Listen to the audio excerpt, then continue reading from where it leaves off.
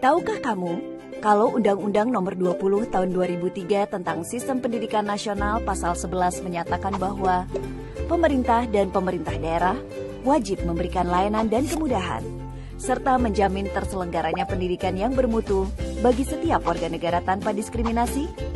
Dengan kata lain, pemerintah menjamin sistem pendidikan yang bermutu dan kemudahan serta perluasan akses pendidikan yang berkualitas untuk seluruh warga negara Indonesia. Salah satu cara yang dilakukan oleh Kementerian Pendidikan dan Kebudayaan atau Kemendikbud untuk mewujudkan hal tersebut adalah dengan membuat sistem zonasi pendidikan. Menurut Menteri Pendidikan dan Kebudayaan Muhadjir Effendi, sistem zonasi pendidikan adalah salah satu strategi percepatan dan pemerataan pendidikan yang berkualitas. Sistem zonasi pendidikan mengutamakan kedekatan dan jarak antara domisili calon peserta didik dengan satuan pendidikan dan bukan prestasi akademik. Calon peserta didik yang rumahnya lebih dekat dengan satuan pendidikan harus diprioritaskan untuk diterima.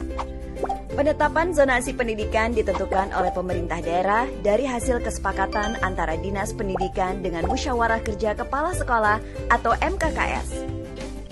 Penerapan sistem zonasi pendidikan akan mendorong perbaikan ekosistem pendidikan Indonesia melalui: pertama, mengoptimalkan keterlibatan dan partisipasi orang tua dan masyarakat dalam proses pembelajaran, khususnya dalam pembentukan karakter anak.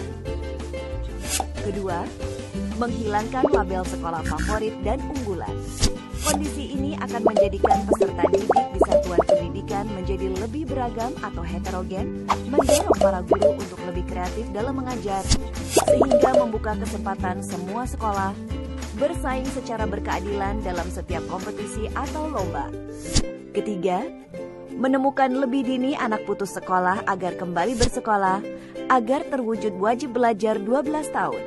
Keempat, memberikan banyak pilihan bersekolah bagi anak untuk melanjutkan atau berpindah dari satuan pendidikan formal ke non-formal, ataupun sebaliknya dengan mempertimbangkan bakat, minat, potensi, dan waktu anak. Pemanfaatan sistem zonasi pendidikan akan diperluas untuk memetakan dan menganalisis ketersediaan daya tampung sesuai dengan usia peserta didik pada setiap jenjang, penyediaan layanan pendidikan inklusif bagi peserta didik penyandang disabilitas, ketersediaan jumlah dan kualitas pendidik dan tenaga kependidikan, ketersediaan sarana dan prasarana pendidikan, capaian hasil belajar, pemenuhan standar nasional pendidikan.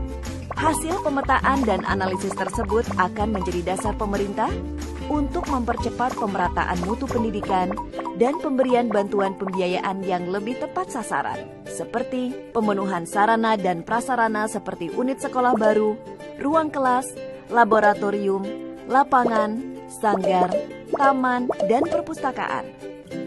Berbagi sumber daya atau resource sharing dalam satu atau antar zona, redistribusi dan pembinaan kepala sekolah dan guru, penguatan peran KKG, MGMP, MKKS atau K3S antar jenjang pendidikan, menjamin kontinuitas pembelajaran dan pembinaan siswa antar jenjang.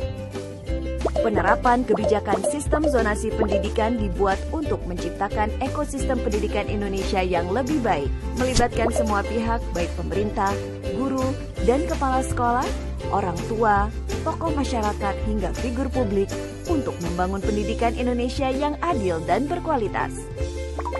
Setiap anak Indonesia memiliki hak yang sama untuk mendapatkan pendidikan bermutu dari semua satuan pendidikan berkualitas di seluruh negeri tercinta.